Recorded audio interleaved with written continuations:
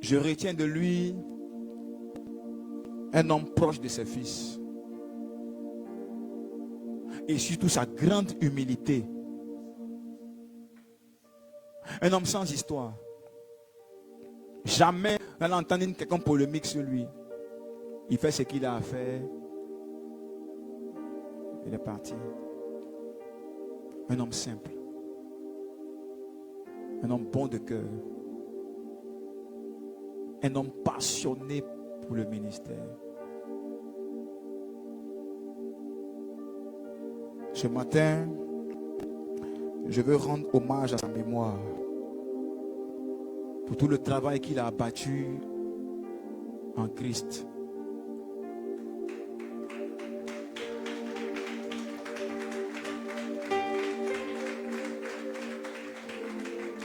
C'est un général de Dieu.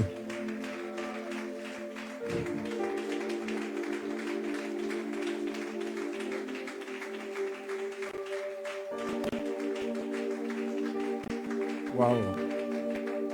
Waouh. Vous savez, il y a des choses, vous comprenez que Dieu est le maître des temps et des circonstances. On avait trop de projets ensemble. Trop de projets. Trop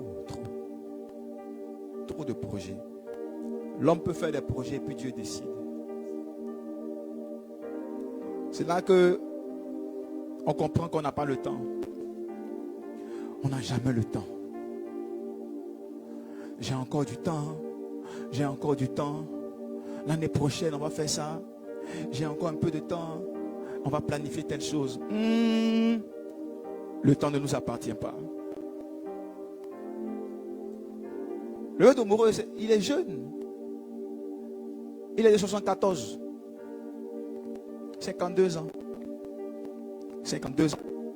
52 ans. 52 ans. 52 ans. Oh Jésus. Les voies du Seigneur sont impénétrables. Mais gardons à l'esprit qu'il a été un modèle dont nous devons nous inspirer. Allez sur sa page Facebook, allez sur sa page YouTube, écoutez ses vidéos, écoutez ses messages. C'était un prophète de Dieu. Je vous dis, quelqu'un, il était capable d'avoir plus de 800 visions simultanées comme ça qui s'affichent devant lui. Puis il peut choisir dans la vision là où il va opérer dans le prophétique. Il faisait peur. Cet homme faisait peur. L'un des seuls prophètes à avoir effrayé le gouvernement américain. Il y a un terroriste d'un pays arabe qui avait fait quelque chose. La CIA, le FBI, on le cherchait, ce gars-là, on le cherchait partout. On n'a jamais pu mettre la main sur lui. Quand ils ont fait appel au prophète Jean-Marie Domoro, ils ont donné le nom du terroriste. Il est rentré en prière. Il a scanné, il dit, il est dans telle région. Il est dans telle ville. Il est dans telle... il donne la commune. Il est dans tel endroit. GPS propre. Il donne les coordonnées géographiques. Ils sont allés attraper le gars dans son bunker. Frère, c'est ça là on appelle prophète. Hey! Là on pense qu'il voit. On le surnommait le voyant. En anglais, le seer. Les gens voient, hein, mais tous les voyants s'inclinaient devant sa dimension. C'est-à-dire que les gens voient jusqu'à... Et puis quand ils sont bloqués, c'est maintenant lui commence à voir. Là où vous ne voyez plus, là, il dit, bon, on va continuer maintenant. Chai! JMD.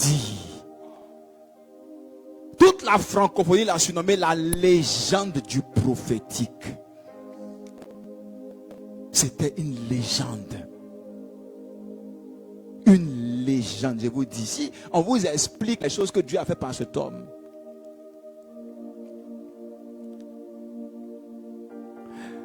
L'une de nos dernières causeries, quand il était venu à Abidjan, je suis allé le voir à Cocody, vers le lycée classique, derrière.